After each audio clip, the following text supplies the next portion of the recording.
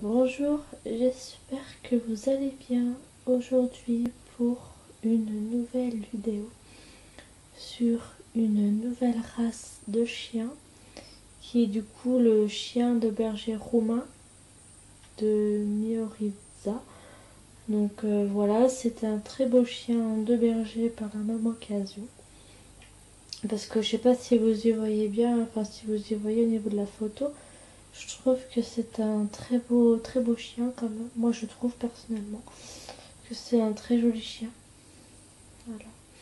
Donc voilà, donc on va parler principalement de cette race dans cette vidéo.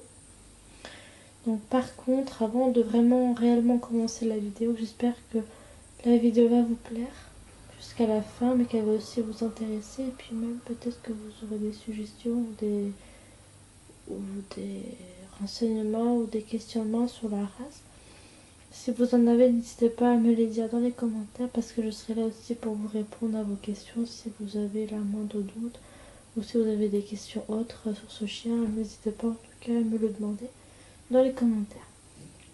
Parce qu'en tout cas, je serai là pour vous aider et puis même pour vous renseigner aussi si vous avez des suggestions à me proposer ou autre, n'hésitez pas en tout cas.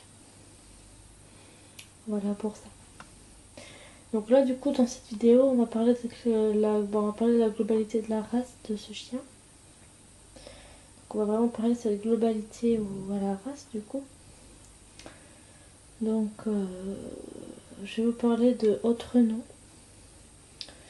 Autre nom qui veut dire d'autres noms compatibles avec cette race. Donc, autre nom qui veut dire la même chose que la race du chien, sauf que c'est dit différemment. Donc, je vais vous mettre les 2-3 mots peut-être qui veut dire le nom de la race. Après, je sais pas plus en détail, mais je pense que ça doit être ça. Là, vous voyez les mots, donc après, je vous mets comme ça, mais après, je sais pas trop si ça se dit en 3 fois ou si c'est un mot entier qui veut dire 3 fois. Je sais pas exactement, mais en tout cas, je vous mets ça, puis voilà, je pense que ça doit être ça les autres noms de cette race, à mon avis. Pareil, si vous pensez que, si vous doutez que j'ai fait une erreur ou quoi, n'hésitez pas en tout cas à me le dire par commentaire, parce que peut-être que j'aurais fait une faute ou une erreur, donc. En tout cas, si ça avait été le cas, n'hésitez pas en tout cas à me le dire dans les commentaires. Si vous pensez que j'ai fait une faute ou autre. Voilà.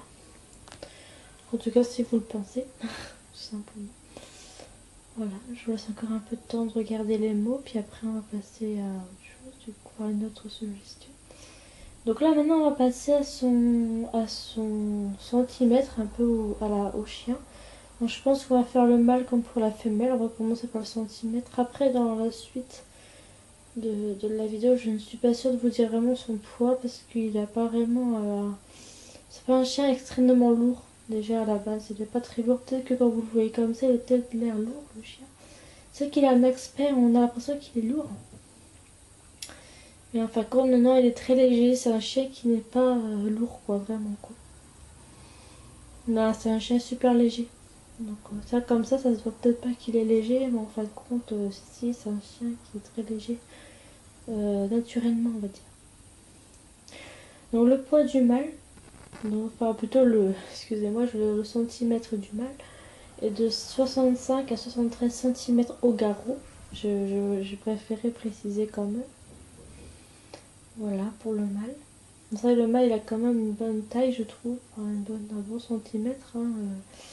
Moi personnellement, je trouve il a un très bon centimètre. Voilà. Maintenant, je vais vous dire le centimètre de la taille de la femelle, qui est de 59 à 67 cm. Donc la femelle est bien plus petite que le mâle déjà. Le mâle est un peu plus au-dessus que la femelle, hein, du coup. Voilà. Voilà pour la taille du mâle comme pour la femelle. Maintenant, je vais vous parler de l'origine du chien. Donc, son origine est de la Roumanie parce que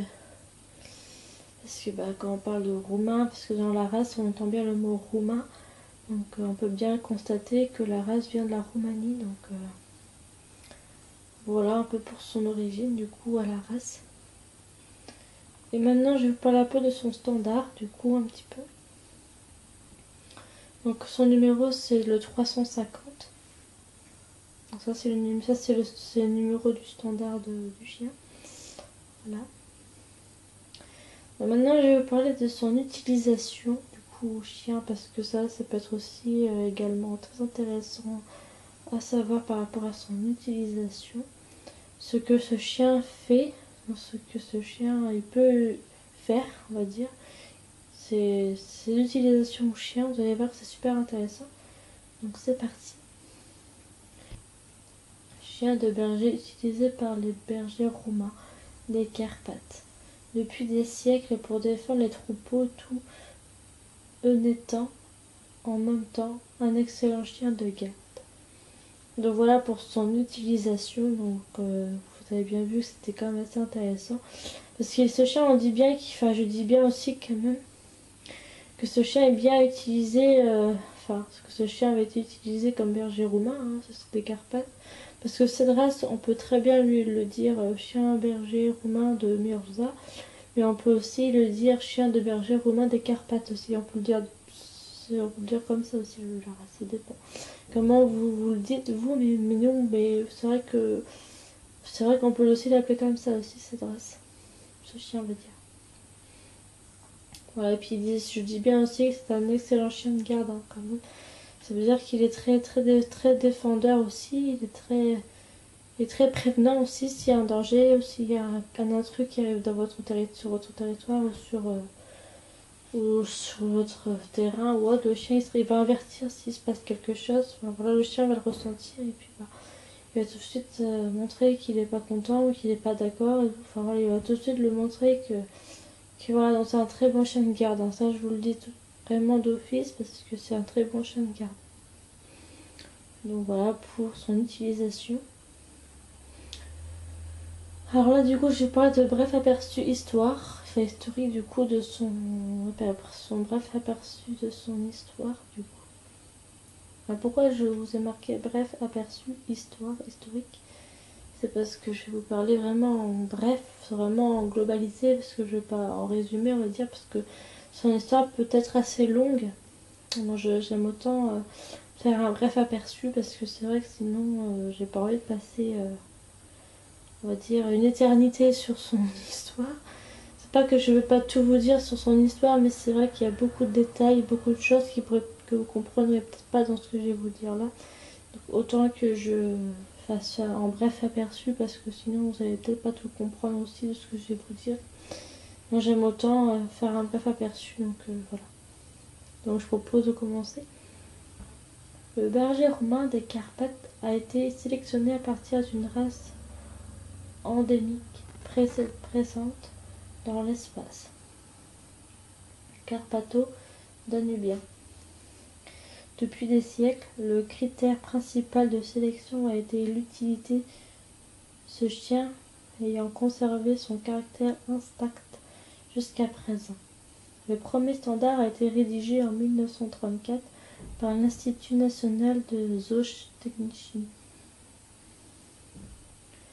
Ce standard a été modifié et réactualisé en 1982, 1999 et 2001 par l'Association cynologique roumaine. Le 30-03-2002, la commission technique de l'AHR a adapté le standard selon le modèle proposé par la Fédération cynologique internationale. Donc là, vous voyez les trois derniers mots que je viens de citer, donc la Fédération cynologique internationale. Donc les trois derniers mots que je vous ai cités là, ça veut dire en bref détail, ça veut dire FCI, mais en court terme, en rapprochant tous les mots. Si on prend que les trois premières lettres de ces trois mots, ça fait FCI,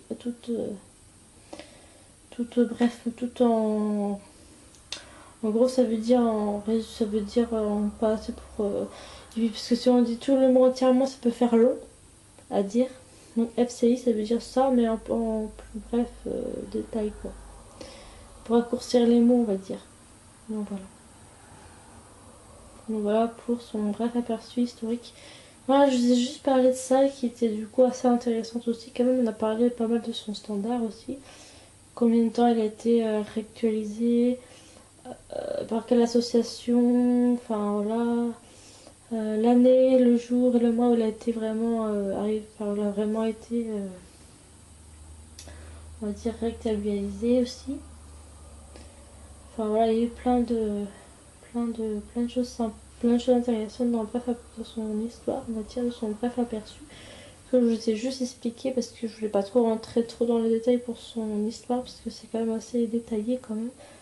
Donc voilà, tout simplement. Donc maintenant, je vais vous parler de son aspect général. Donc qui veut dire vous parler un peu de sa taille, etc. Un petit peu de son corps, de plein de trucs. Vous allez voir, c'est assez intéressante quand même, hein, vous allez voir. Donc c'est parti. Chien d'assez grande taille, agile jamais lourd. L'aspect général étant celui d'un chien vigoureux. Corps rectangulaire, croupe large légèrement inclinée, cage thoracique ample et haute. Épaules longues et légèrement inclinées. Dimorphisme sexuel bien marqué, les mâles doivent être plus hauts et plus forts que les femelles. La longueur du crâne est légèrement supérieure ou égale à la moitié de la longueur totale de la tête. La longueur du corps est toujours supérieure à la hauteur au garrot. La région lombaire des femelles peut être un peu plus longue. La hauteur de la poitrine correspond à peu près à la moitié de la hauteur au garrot. Donc voilà pour son aspect général, hein, du coup. Donc c'est vrai que c'était pas énorme comme aspect général. Mais là c'était, on va dire, la bref aspect général. Donc c'est pas... Ouais, je dis bien que ces choses-là, je dis bien sur l'aspect général, donc sur sa tête, surtout sur son corps en général au chien. Donc voilà, je vous ai vraiment parlé de son aspect général du coup. Voilà. Donc là, du coup, je vais vous parler de son comportement caractère, un petit peu à la race. Donc ça va être très court par contre, mais je pense que ça pourra aussi quand même vous intéresser de toute façon. Donc je propose de commencer. Gardien inné et courageux, il se remarque par l'attachement instinctif, inconditionnel au troupeau et à son maître. C'est un chien comportement digne, calme et équilibré. Donc voilà pour son comportement caractère. Donc vous avez bien pu le constater que c'est un bon gardien inné, hein, c'est un très bon gardien, il est très courageux.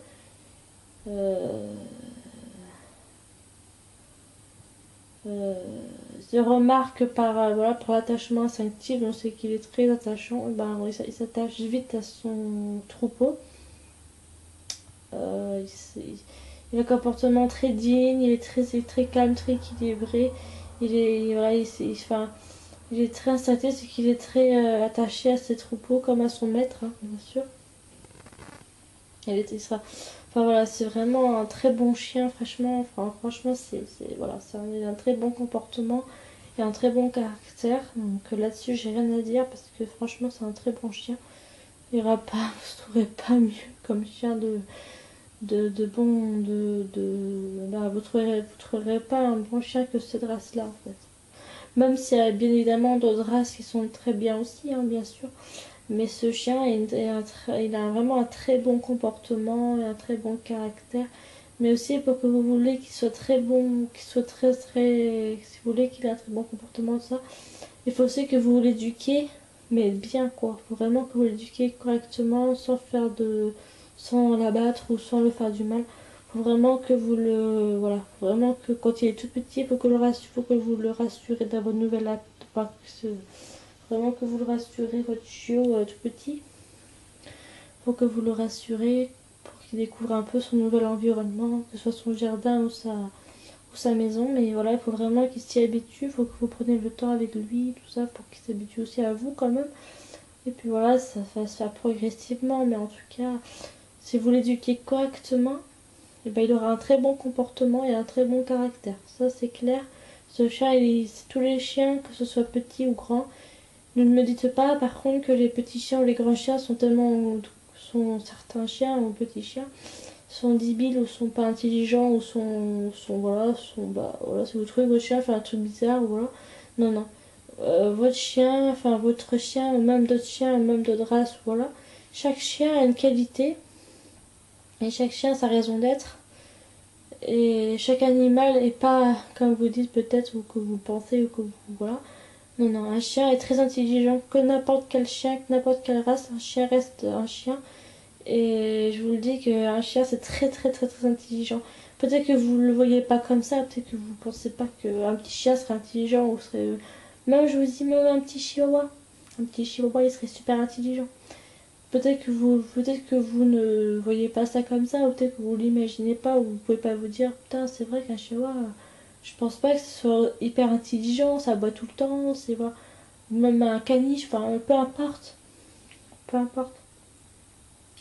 Les gens si j'entends quelqu'un dire ça ou quelqu'un qui à l'extérieur dans ma vie privée ou quelqu'un qui voilà, je l'accepterai pas parce que non non chaque chien a une qualité, chaque chien bah, a des défauts comme tous les chiens, comme les humains parce que vous aussi vous avez des défauts comme moi j'en ai aussi et puis comme d'autres personnes et puis comme d'autres animaux en tout chaque être vivant a des qualités comme des défauts. Et que ce soit les chiens, ils ont un très bon comportement, certains. Bon, après, voilà, il faut juste bien les éduquer parce que si vous l'éduquez très mal, il aura pas un très bon comportement et pas un très bon caractère. C'est à vous aussi de l'éduquer correctement, votre chien. Donc après, voilà, c'est une question de c'est pas vraiment là si votre chien devient méchant ou s'il devient aboyeur tout le temps ou s'il est pas bien, c'est que votre chien n'est pas heureux quoi, c'est qu'il est pas bien, c'est qu'il y a un truc quoi. C'est que le chien il va pas bien du tout quoi. Donc si votre chien fait qu'aboyer tout le temps sans cesse, c'est le chien il a un souci, c'est que le chien n'est pas content parce que le chien n'est pas heureux quoi, parce qu'il y a quelque chose qui le tracasse ou quelque chose qui va pas. Donc quand c'est comme ça, appelez-en votre vétérinaire ou quelque chose pour que votre vétérinaire voit un peu qu'est-ce qu'il a à votre chien. Et puis pourquoi pas, enfin je sais pas, après je dis ça comme ça, mais enfin c'est un exemple que je vous donne, hein, mais voilà, c'est vraiment, voilà, un chien c'est pas comme une peluche quoi, ça va pas rester dans votre maison tout le temps ou ça va pas rester, non, un chien ça va bouger quoi, un chien ça bouge quoi, ça a besoin de sortir, ça a besoin de bouger, ça a besoin de courir, ça a besoin de beaucoup de choses, donc vous inquiétez pas, moi je m'y connais très bien en chien, hein, je m'intéresse de ça depuis que je suis toute petite, donc je m'y connais quand même, hein, donc ne vous inquiétez pas sur ça, mais voilà, je tiens à vous dire la pure vérité. Donc les personnes qui me diront que les chihuahuas c'est pas intelligent ou c'est pas approprié ou si c'est pas voilà. Non non, je serais pas d'accord parce que si vous me disiez ça par exemple, si vous me disiez un truc comme ça, mettons en commentaire, admettons, bah là je vous crois, je vous dirais pas mais par commentaire, je vous répondrai peut-être. Ou alors je vous répondrai même pas parce que ces genres de commentaires, je répondrai pas forcément quoi parce que voilà, pour moi, ce sera idiot de vous répondre à ça parce que pour moi, en gros, pour moi, je verrais pas le sens. Enfin, surtout, je verrais pas je verrais pas l'intérêt, voilà, de vous envoyer un commentaire de ça selon vos réponses. Je verrais pas l'intérêt, on va dire, de vous répondre à ce commentaire. Mais après, voilà, c'est à vous aussi de réfléchir à tout ça. Et non, chaque chien a une qualité. Comme chaque chien aussi a des défauts, hein, comme tous les chiens. Peut-être pas les mêmes défauts que un autre chien, voilà, mais chaque chien a des défauts tous différents. Chaque chien n'aura pas le même défaut que l'autre chien, vous voyez, chaque chien a son propre défaut, comme chaque chien n'aura pas le même défaut qu'un autre chien, enfin voilà. Après, chaque chien a ses propres défauts, ses propres qualités. Il y aura un chien qui n'aura pas la même qualité que l'autre chien. Enfin, vous voyez, chaque chien a sa propre qualité. Parce que chaque chien ne pourra pas faire la même chose que un border collie par exemple, ou je dis une bêtise, ou peut-être qu'un Yorkshire, enfin un Yorkshire par exemple, ou un Chihuahua ne fera pas la même chose qu'un border collie, parce qu'un border collie par exemple, c'est un chien noir et blanc, je pense que vous voyez un peu ce que c'est.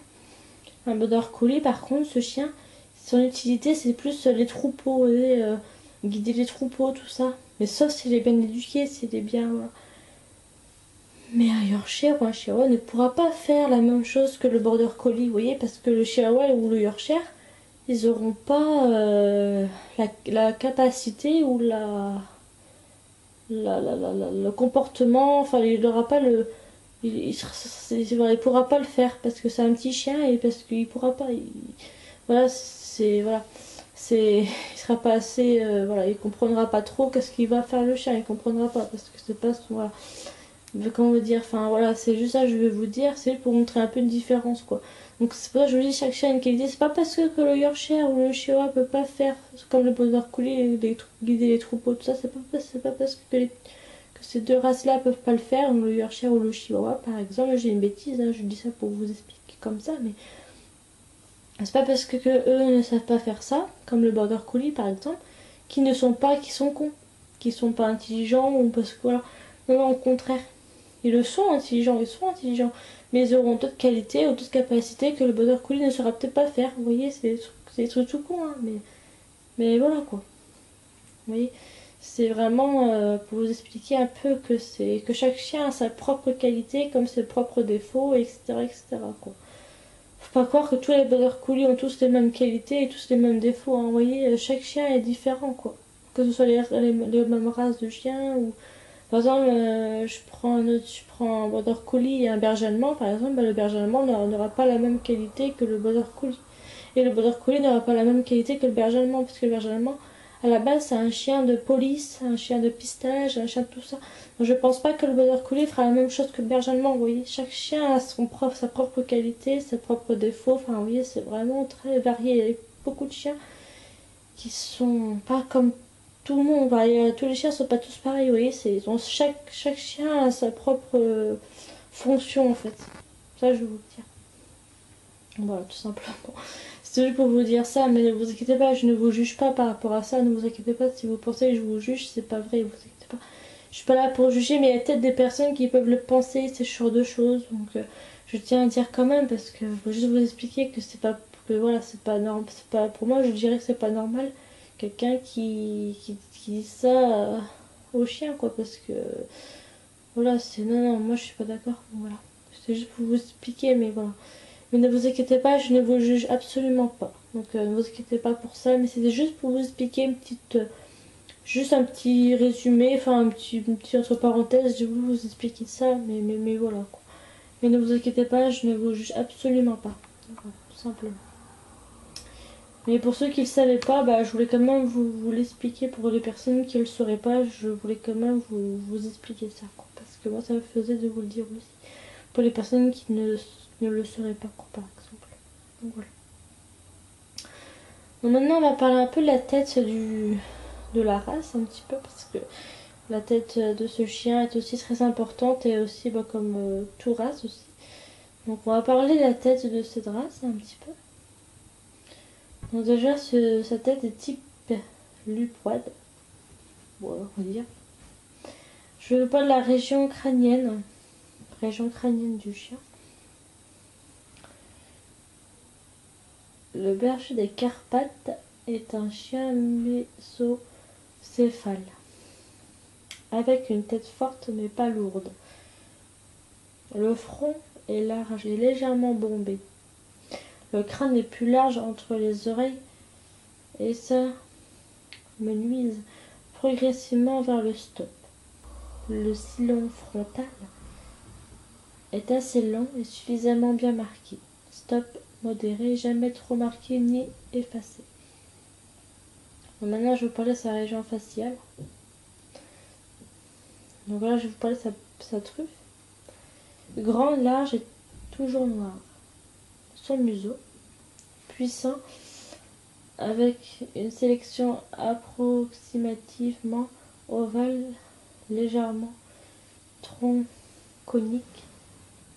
La longueur du museau est un peu inférieure à celle du crâne ou au maximum égale. Ses lèvres, épaisses, bien pigmentées, bien tendues, avec une commissure bien fermée. Maintenant, je vais vous parler des mâchoires dents. Mâchoire forte, solide et droite. Denture puissante, articulée en ciseaux, Les arcades incisives sont légèrement arrondies. Ses joues, sèches, massétères, puissants, jamais saillants. La peau est bien tendue. Ses jolis yeux, que je vais vous parler aussi. En amande, légèrement oblique, pas trop grand par rapport aux dimensions du crâne, de couleur brun foncé, ni saillant, ni enfoncé dans les orbites. Les paupières sont noires, épousant bien la forme du globe oculaire. Ses oreilles, pas trop grandes, triangulaires, attachées un peu plus haut que la ligne de l'œil, avec l'extrémité légèrement arrondie, accolée aux joues. Maintenant, je vais parler de son cou, musclé, très puissant, de longueur moyenne, offrant un angle d'environ 50 degrés par rapport à l'horizontale.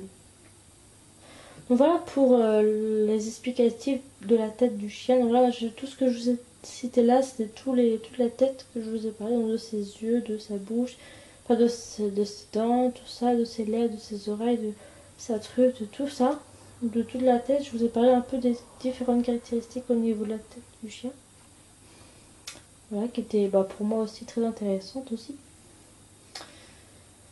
Donc là, je vais vous parler de son corps un peu plus en détail maintenant, qui va être aussi très intéressant aussi sûrement pour vous. Donc c'est parti. Vigoureux, bien développé, en forme légèrement rectangulaire. Alors là, je vais vous parler de ligne du dessus. Donc du coup, c'est plutôt droite. Donc c'est sûr que son ligne de dessus est droite et ferme. Son garrot, peu marqué. Son dos, de longueur moyenne, droit, solide et musclé. Ses reins, puissant, musclé, mais pas trop large, de longueur modérée, ni trop long.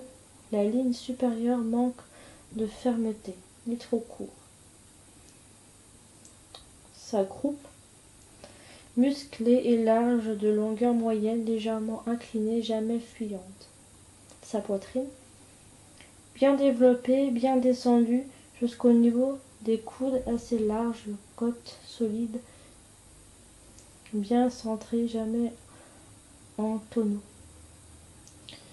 Je vais parler du coup de la ligne du dessous, modérément ascendante, abdomen relevé, ni rentré, ni avalé. Sa queue, que je vais vous parler, attachée assez haut, touffue, pourvue de poils abondants, au repos. Elle est portée bas, droite et légèrement en sabre, atteignant la pointe du jarret quand le chien est actif ou en action. Elle est portée relevée, pouvant dépasser le niveau du dos, ni coucher ni rouler sur le dos. Donc voilà au niveau du corps du chien, du coup, parce que je trouvais que cette explicative, on va dire, sur le corps était plutôt intéressante aussi à savoir. Moi, j'ai trouvé que c'était plutôt sympa. Donc du coup, là, je peux parler de ses membres. Donc à ce chien, du coup, je vais vous parler un peu plus de ses membres, qui est du coup on va dire, vous parlez par exemple pour ses membres intérieurs, son cou, ses pieds intérieurs, ses membres postérieurs, ses pieds postérieurs, son allure, sa peau, enfin plein de choses comme ceci, plein de choses comme ça. Je vais vous expliquer dans la vidéo du coup.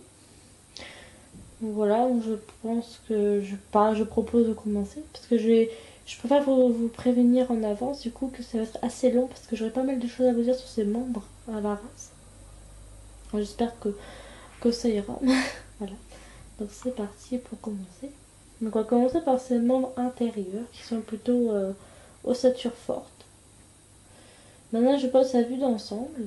Une vue de face ou de profil, les membres intérieurs sont dalles blondes perpendiculaires au sol. Ses épaules, solides, modérément inclinées. Alors du coup là je parle de son coudé. Bien encore, ni dévié en dehors ni en dedans. Là je parlais de ses avant-bras. Droit, très vigoureux avec une sélection ovale. Là je vous parlais de ses métacarpe, parce que c'est des mots qui sont pas évidents à dire. En plus, certains mots que je connais, mais que parfois après faut les comprendre, les mots aussi, donc c'est pas toujours évident, mais bon voilà, on va y arriver, ne vous inquiétez pas. Court, légèrement incliné. Maintenant, je parle de ses pieds antérieurs, du coup, qui sont plutôt ovales, massifs et compacts. Maintenant, je parle de ses membres postérieurs, musclés avec une ossature solide de bonne angulation. Ça, son sang est angulation, son sang il circule bien, on va dire. Là, je parle de sa vue d'ensemble. Donc, sa vue d'ensemble, du coup, qui est simplement d'aplombe. Ses cuisses, larges, très musclées. Ses jambes, puissantes, musclées de longueur moyenne. Son jarret, solide, ferme, ni trop haut, déterminant une accentuation de l'angulation. Du crassé, ni trop descendu. Je parlais de sa métatarse, solide verticale. Là, je parle de ses pieds postérieurs, qui sont plutôt ovales, bien développés et compacts, un tantinet plus petit que les intérieurs, doigts gambrés et serrés. On doit faire l'ablation des éventuels égards ergots, sauf dans les pays où cette pratique est interdite par la loi. Les coussinets sont élastiques et résistants. Voilà pour ses pieds postérieurs. Donc du coup maintenant je vous parle de son allure. Mouvement dégagé avec une bonne allonge. Trop vigoureux et soutenu. Les membres se meuvent dans des plans parallèles. Là je vous parle un peu de sa peau. Pigmentée de couleurs centrées. La truffe, le bord des paupières et les lèvres doivent être de couleur noire. On préfère les ongles de couleur centrée ou noire. Donc voilà pour ses membres. Donc je vous ai dit que c'est assez long pour vous parler de ses membres. Je vous ai expliqué ça tout à l'heure. Que ses membres vont être assez très explicatifs, on va dire, au niveau de ses membres. C'était assez intéressant aussi, bien sûr, à savoir. Voilà. Du coup là je vous parlais de sa robe un petit peu, vous parlais de son poil, sa couleur, etc. Qui peuvent être aussi très intéressantes aussi. Parce que ce chien en fait il a pas à chaque fois les mêmes couleurs. Ce chien aura toujours une tache ou un endroit bien différent que. En fait ce chien il aura peut-être pas la même couleur que ses frères ou sœurs quoi. Ces chiens ont toute une personnalité, toute une couleur bien différente, donc vous allez voir un peu au niveau de son poil, de sa couleur du coup. Alors je vais vous commencer par son poil au niveau de sa robe. Le poil est rêche, dense et droit. Ce poil dense et doux, à l'exception de la tête et des faces antérieures, des membres où le poil est court et plat. Le poil est abondant sur tout le corps, de longueur moyenne, sur l'encolure, la face postérieure des membres et sur la queue. Le poil est plus long, l'abondance du poil dans ces régions étant typique. Donc voilà pour son poil au niveau de sa robe. Maintenant je parlais de la couleur de cette race. Sable charbonné louvé avec des nuances différentes, souvent plus claires sur les parties latérales et plus foncées sur le dessus du tronc. Sable charbonné louvé avec marques blanches, de préférence non envahissantes. Voilà pour sa robe du coup que je vous ai parlé, donc de son poids et sa couleur. Donc voilà pour sa robe au chien. Maintenant je vous parle de sa taille et poids. Donc, vous allez voir que c'est quand même le poids, je vais pas vous en dire vraiment le poids, je vais pas vraiment vous dire le poids exact du mâle comme pour la femelle parce qu'en fait ce chien n'est pas extrêmement lourd, donc il n'aura pas il n'aura pas un poids très lourd, donc je pense pas que ce soit mâle ou femelle, ça sera exactement pareil, donc il n'aura pas Moi, ce chien n'a pas un poids très très lourd, donc je ne saurais pas trop même vous dire à quel point il ferait vraiment ce chien, parce que voilà, je saurais pas trop vous dire, parce que ce chien est très très très léger. Donc je saurais pas trop vous dire vraiment, enfin voilà, je pourrais pas trop vous dire. Il y a sûrement un poids ce chien, ça c'est sûr, mais après, je pourrais pas vous le dire comme ça, parce que je sais pas trop vraiment, donc voilà. Donc déjà on va commencer par sa taille pour commencer. Donc on va parler de taille et poids comme je vous ai dit tout à l'heure aussi. On va commencer par sa taille du coup. Une hauteur au garrot idéale de 65-73 cm chez les mâles. Donc là c'était chez les mâles du coup. Après, chez les femelles, 59 à 76 cm chez les femelles du coup. Toutefois c'est toujours l'aspect général qui est le plus important. Voilà pour sa taille et pour sa taille. Maintenant je parle de son poids qui du coup ce chien il a un poids c'est sûr, mais là je ne saurais pas vous le dire comme ça, mais bon vous allez voir, je vais vous expliquer une petite phrase sur le poids du chien. En rapport avec la taille donnant l'impression d'un chien puissant mais pas lourd. Donc de ce que je vous disais, ce chien n'est pas lourd. Donc vous voyez, c'est que c'est pas très précisé au niveau de son poids, tout ça, mais bon après c'est pas si grave on va dire. Donc voilà. Là, je vous parle de ses défauts, parce que ce chien il a également des défauts. Mais là, ça va être très très long aussi au niveau de ses défauts, parce qu'il y a plein de choses très très variées au niveau de ses défauts, parce que comme je vous ai dit, tout chien a des défauts comme des qualités.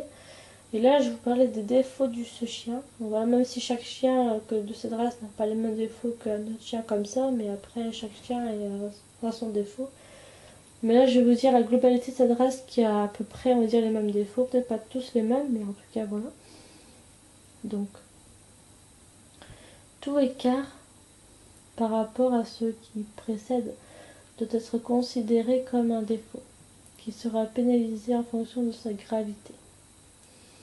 Tout écart par rapport à ce qui précède et qui nuit à l'utilisation. Constitution fragile ou trop lourde. Yeux de couleur trop claire. Paupières inférieures très pendantes découvrant le globe oculaire. Lèvres très charnues. Et commissure des lèvres pendantes. Important défaut de pigmentation.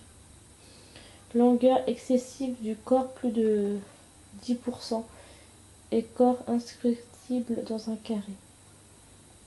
Sujet agressif, peureux ou apathique. Sujet n'étant atypique, aspect qui rappelle les molossoides. Manque d'une P3 et d'une autre dent, manque d'une canine, manque d'une P4, manque d'une molaire ou manque de 3 dents ou plus sauf PM1. Prognatisme supérieur, prognatisme inférieur, articulé en pince, ossature très fine. Cage thoracique insuffisamment développée. Manque de sous-poil. Poils autres que courts sur la tête et les faces intérieures des membres. Poils bouclés ou griffonnés. Poils fil de fer. Poils longs, mous, soyeux, formant une nette séparation sur la ligne médiane du dos. Dépigmentation importante des paupières, de la truffe, de la peau ou des lèvres.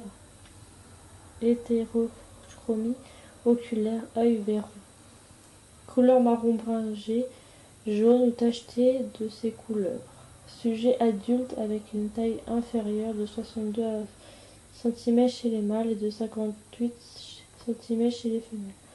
Tout chien présentant de façon évidente des anomalies d'ordre physique ou comportemental sera disqualifié.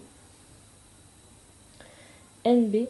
Les mâles doivent avoir 2 testicules d'aspect normal complètement descendus dans le scrotum. Donc voilà au niveau des défauts de la race. Donc vous avez bien vu que j'ai dit pas mal de choses au niveau de ces défauts, parce que là c'est tous les sortes de défauts qu'il peut avoir le chien. Voilà, vous voyez, je vous ai dit la globalité un peu de ses défauts. Enfin, vraiment, c'est une grande globalité pour moi. Mais voilà, vous avez vu, c'était quand même assez intéressant à savoir quand même aussi au niveau de ses défauts. Moi, je pense que je vais vous dire quelque chose qui sera super intéressant. Peut-être, je dirais un peu plus intéressant que ses défauts quand même.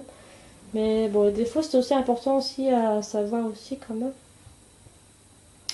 Donc là, du coup, je vais vous parler je vais vous parler en fait compte de l'avis du vétérinaire. Donc ce que le vétérinaire dira, enfin dit plutôt sur la race du chien. Ce qui peut dire le vétérinaire sur l'avis en gros du vétérinaire sur ce chien-là. Qui pour moi, vous allez voir, qui va être super intéressante.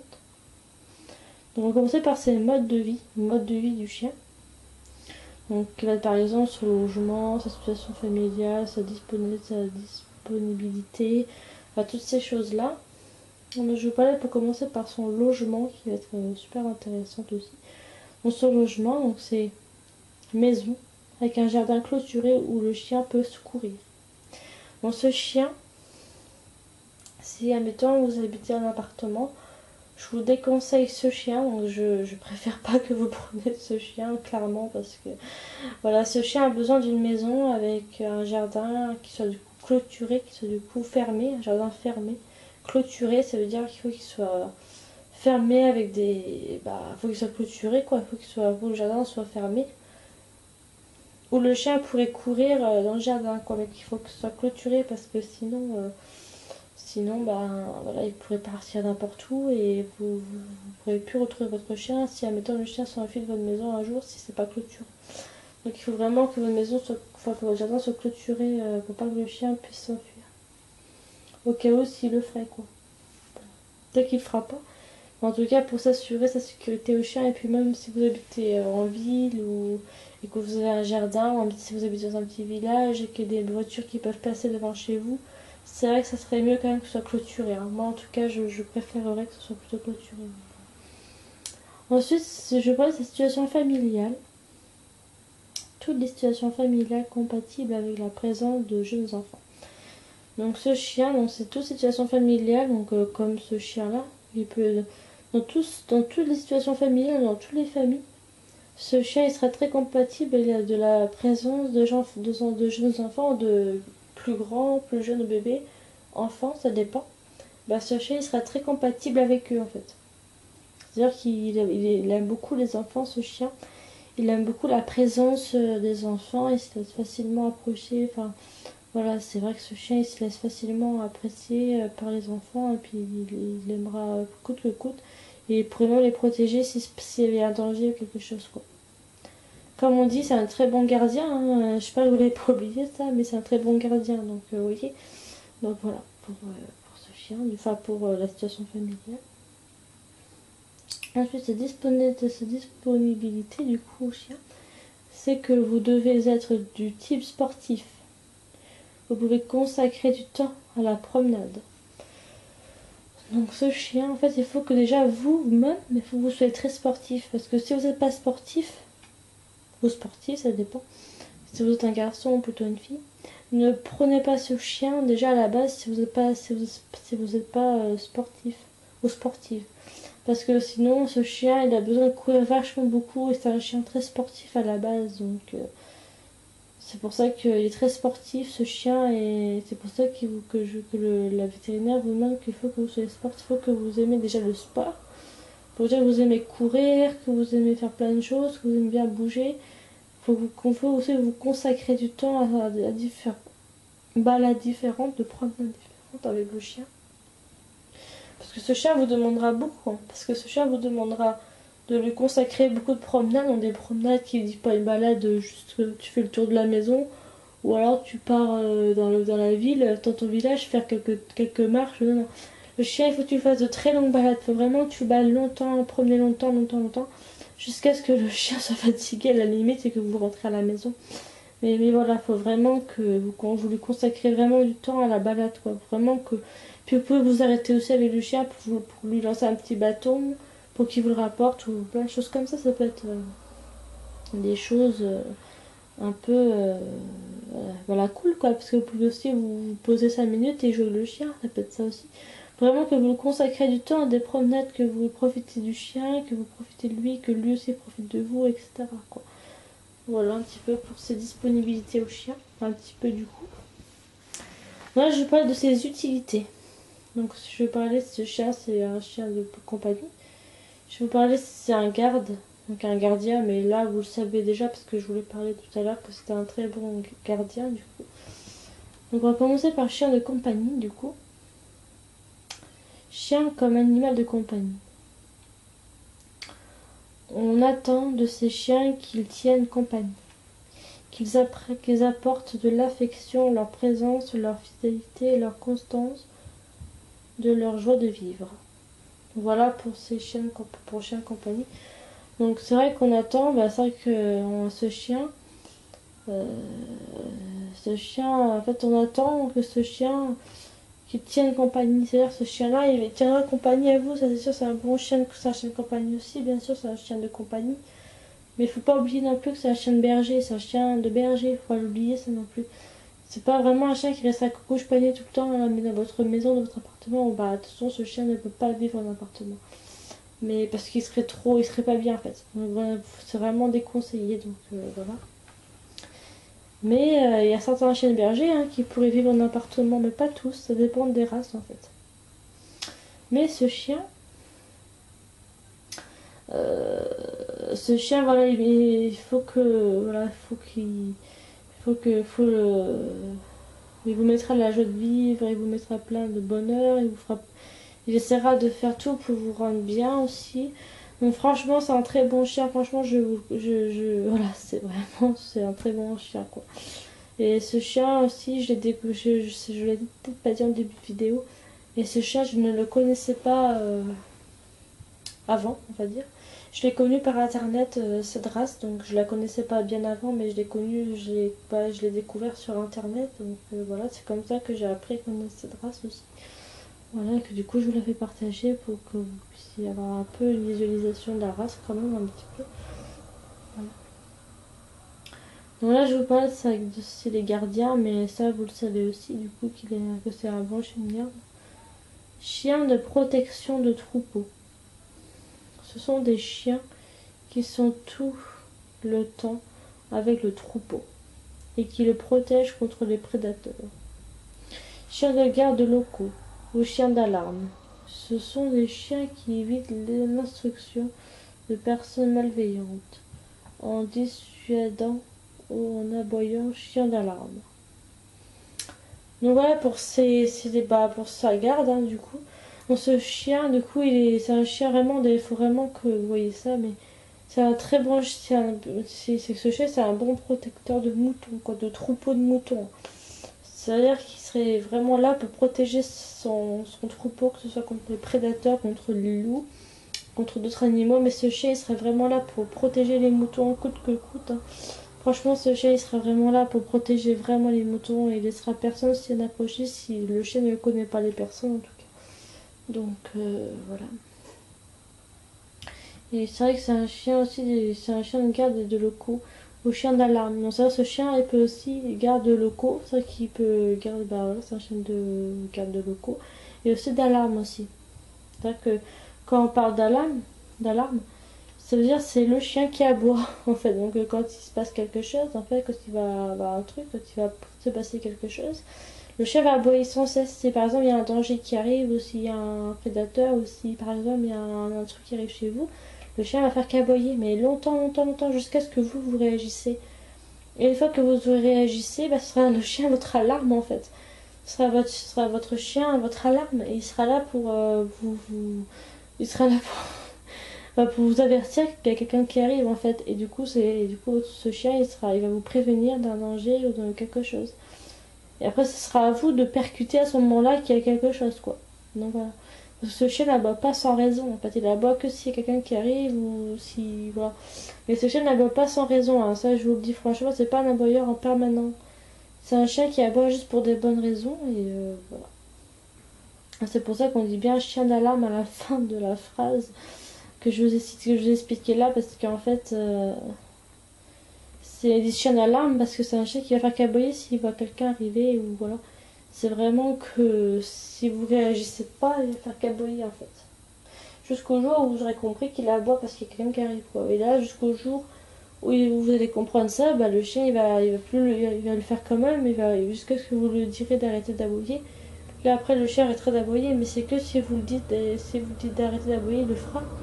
Mais si vous dites rien, il continuera à aboyer le chien. Donc vous voyez, c'est vraiment à vous aussi de dire stop au chien si jamais il y a quelque chose aussi.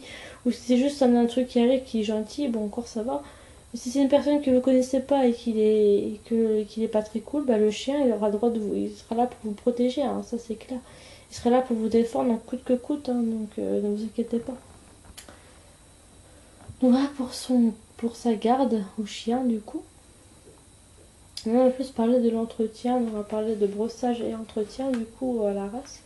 Donc il faut que son brossage et entretien, il faut qu'il soit régulier, son brossage et son entretien, enfin son brossage et entretien. Il faut que ce soit régulier.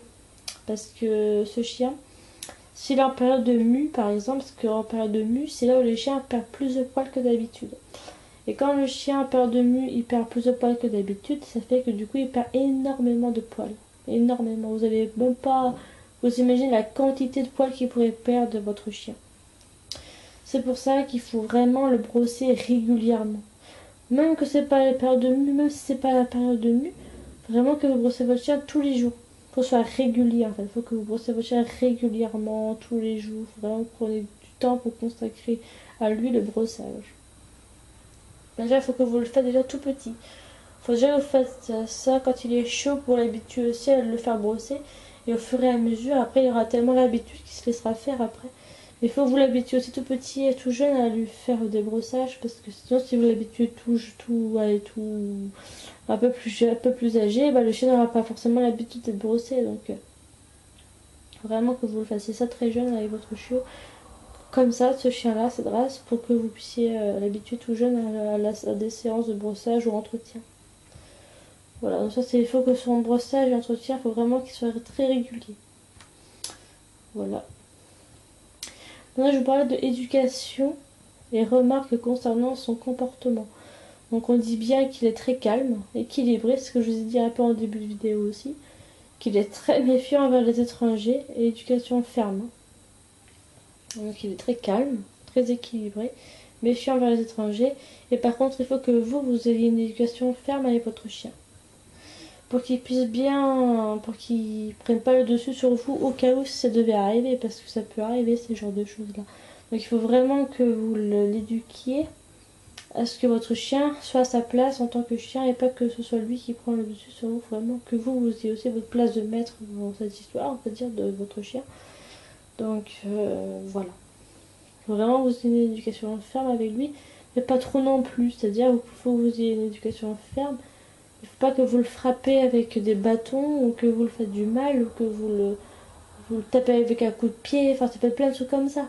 Vraiment, vous l'éduquiez, mais dans la fermeté, bien sûr, mais pas trop quand même. Il faut quand même que ce chien ait quand même assez de liberté aussi. Quand même, faut pas que vous le laissez dans une cage, admettons. Faut pas que vous le pourrissez sa vie, quoi. Faut vraiment que ce chien soit heureux quand même, mais il faut que vous l'éduquiez en fermeté, mais simplement en fermeté. L'éducation ferme, certes, mais avec douceur quand même. Voilà, tout simplement.